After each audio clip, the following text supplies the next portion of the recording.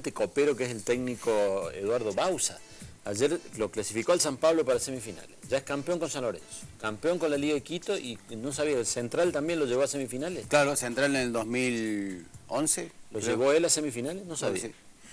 Estoy esperando que llegue a las librerías de Córdoba el libro El Método Bauza, un libro que habla sobre la estrategia del técnico. Para mí, mi técnico preferido, más allá de las quejas de aquellos líricos que dicen que el fútbol hay que jugarlo lindo y bonito y no importa el resultado.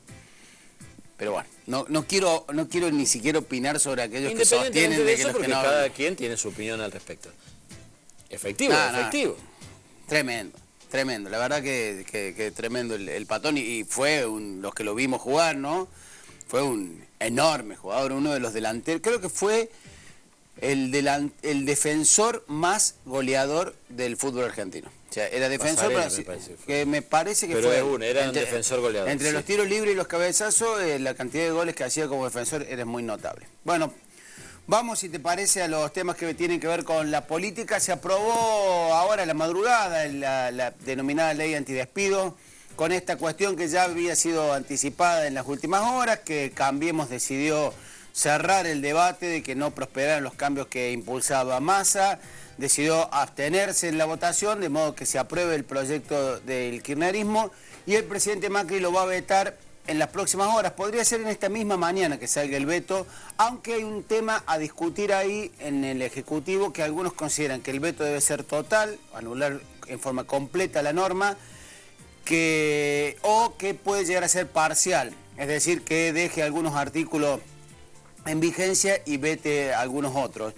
Lo más controvertido de la norma, digamos, es el tema, y digamos, más que lo más controvertido, es el espíritu de la norma, es que se suspenden por 180 días los despidos y que en caso de que alguna empresa tomase esa decisión con un trabajador, tiene que aplicar la doble indemnización. Los empresarios y el gobierno sostienen que esto desalienta las inversiones y que genera un efecto contrario, que desalienta el empleo. Argumento que usó en su momento el kirchnerismo cuando se impulsó la norma en el anterior gobierno. Bueno, ahora el kirchnerismo, puesto en oposición, impulsa la ley y el gobierno con este argumento trata de cerrarla.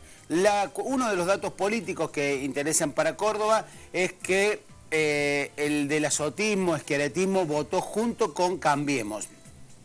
Se abstuvo y adoptó la misma estrategia que la alianza macrista radical, en una nueva señal de esta sintonía que hay entre los gobiernos de Córdoba y el de la Nación, y rompiendo la pertenencia, al menos en esta ley específica, de Unión por Córdoba al frente que compartían con Sergio Massa. Hay que recordar que ya los bloques de Unión por Córdoba se ha separado del de UNA de Sergio Massa y ahora forma parte, digamos, de un bloque propio que define una estrategia que la van decidiendo entre Schiaretti y De la Sota, y en este caso de alineamiento con Macri. Se vio reflejado en la reunión de ayer con los gobernadores, y justamente el gobierno intenta mostrar esa foto que se sacaron en Córdoba en un acuerdo muy importante que se firmó respecto a la restitución de los fondos de coparticipación a todas las provincias, como una especie de foto institucional que es como la contracara, lo decías vos en el bloque anterior, ¿no?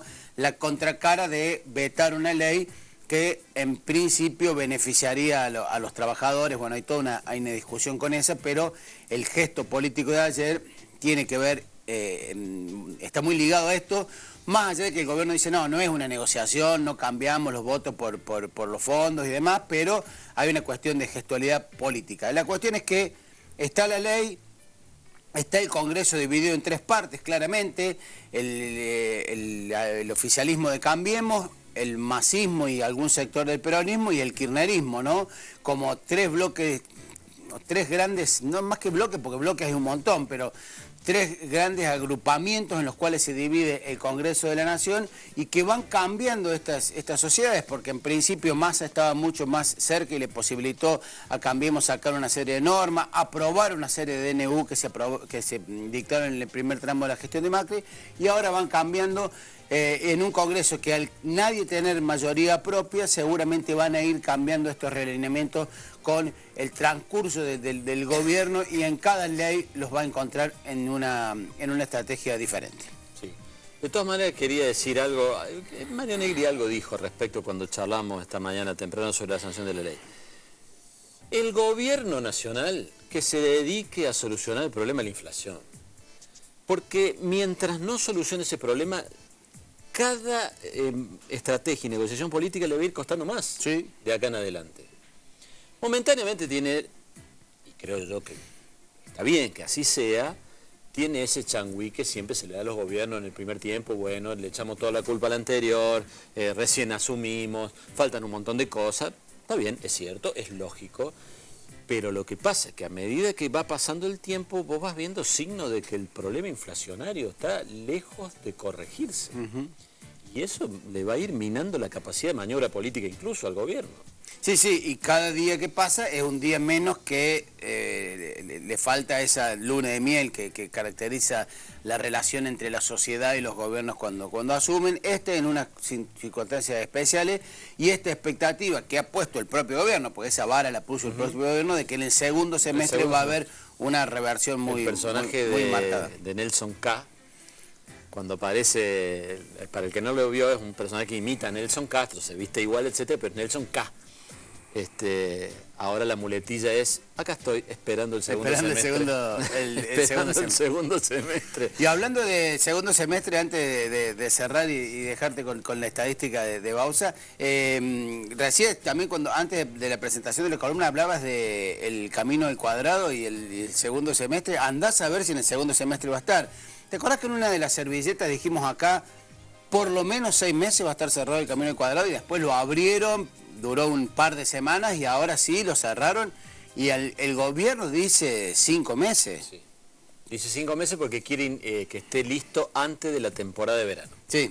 ¿Alguna vez te tocó que un albañil te dijera, problema cuadrado en 20 días le soluciona? La explicación que da es que ahora, como va a estar cerrada las dos manos, ya las máquinas van a estar ahí, van a ser más rápido, no hay lluvias porque se supone que ahora en invierno no va a llover. Eso es lo que dicen. Y la otra preocupación es el gasto. Otros 70 millones iniciales. Sí. ¿Es el camino del cuadrado nuestro Yacyretá? Habría que ver cuánto se gasta.